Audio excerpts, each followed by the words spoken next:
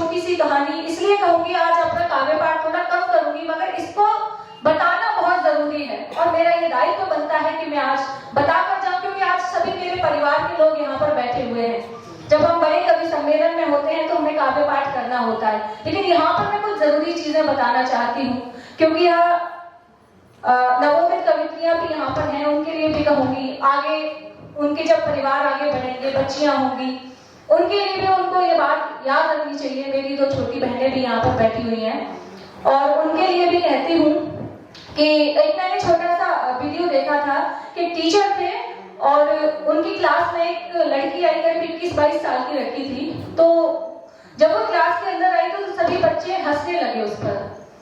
तो उन्होंने देखा तो वो भी आश्चर्य में रह गए कि उस लड़की ने अपने सारे बाल कटवा दिए, मतलब अपना मुंडन करा दिया।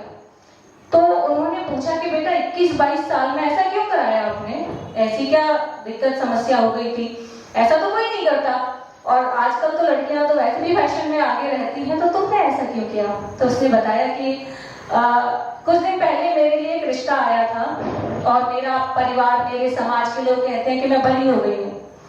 तो मेरे माता पिता ने भी मेरे लिए रिश्ता देखा और मुझसे बिना पूछे ही वह रिश्ता तय कर दिया और मुझे कहते हैं कि बेटा उस दिन हमने तुम्हारा फोटो भेज दिया, उस दिन तुम्हारी गोद भराई की रस्म है। तो उन्होंने कहा पिताजी मैं तो शादी के लिए तैयार नहीं हूँ, मुझे तो पढ़ना है, मुझे नौकरी करनी है, मुझे कुछ बनना है, अपने पैरों पर खड़ा होना है। तो उन्होंने कहा कि हम तुमसे पूछ नहीं रहे, हमारे समाज में तो लड़कियां 18 साल के ऊपर होती है, 21, 22, 25 तक तो लगभग सभी की शादी कर दी जाती है। उसने कहा कि मुझे पढ़ना है, कि नहीं हमने तुम्हें आदेश दिया है, हमने तुमसे पूछा नहीं है कि तुम्हें क्या करना है।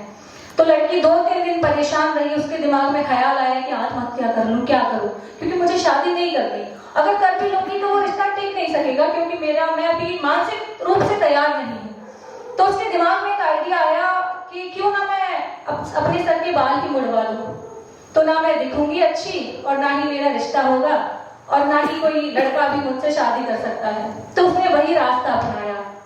तो जब उसने यह कहानी सुनाई, अपने बारे में बताया, तो टीचर के भी रोंगटे खड़े हो गए और वहां पर जितने भी उसके मित्र बैठे हुए थे जो उस पर हंस रहे थे, सबने एक साथ हाथ उठाकर तालियां बजाई उस लड़की के साहस के लिए। तो अगर आपके साथ कभी जीवन में ऐसा होता है तो कभी साहस मत खोइएगा। अगर आपका मन है पढ़ने का, आप में लगन है कुछ करने की, तो अपने लक्ष्य पर ध्यान केंद्रित कीजिएगा, ना कि परिवार, समाज, किसी और की फिक्र कीजिएगा।